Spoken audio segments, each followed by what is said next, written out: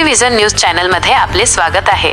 कृषी दिनी गेवराई बसस्थानक परिसरात रोटरी क्लबने केले सावली देणाऱ्या वृक्षाचे रोपण। वृक्ष संवर्धन करणे आवश्यक। ग्लोबल वॉर्मिंगमुळे जगाचे तापमान वाढत चालले आहे। वृक्षतोडीमुळे निसर्गाचे संतुलन बिघडले आहे। उद्या श्वास घेण्यासाठी कठीण होणार आहे। आज श्वास सहज मिळतो। निसर्गाच्या सोबत चला।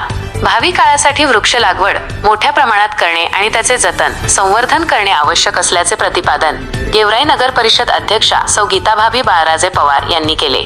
महाराष्ट्र राज्य मार्ग परिवहन महामंडळास 78 वर्ष पूर्ण होत असल्याने 1 जुलै रोजी कृषी दिनाचे औचित्य साधून रोटरी क्लब ऑफ गेवराई आणि गेवराई आगार यांच्या संयुक्त विद्यमाने बस स्थानक परिसरात सकाळी 8:30 वाजता वृक्षारोपणाचा कार्यक्रम आयोजित करण्यात आला होता। मान्यवरांच्या हस्ते हरित क्रांतीचे जनक राज्याचे माजी मुख्यमंत्री स्व वसंतराव नाईक यांच्या प्रतिमेचे पूजन करण्यात आले।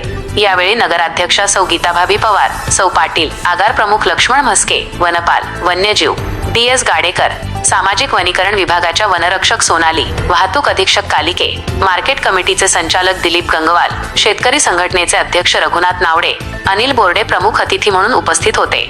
रोटरी क्लबचे अध्यक्ष Rotarian Ganesh Kulkarni, public image chairman प्राध्यापक राजेंद्र बरकसे, कार्यकारी सचिव प्रवीण जैन, विष्णू जाधव, डॉक्टर जगदीश पोद्दार, नागनाथ खसिंग, नितीन कुलथे आदींच्या हस्ते मान्यवरांचं स्वागत करण्यात आले।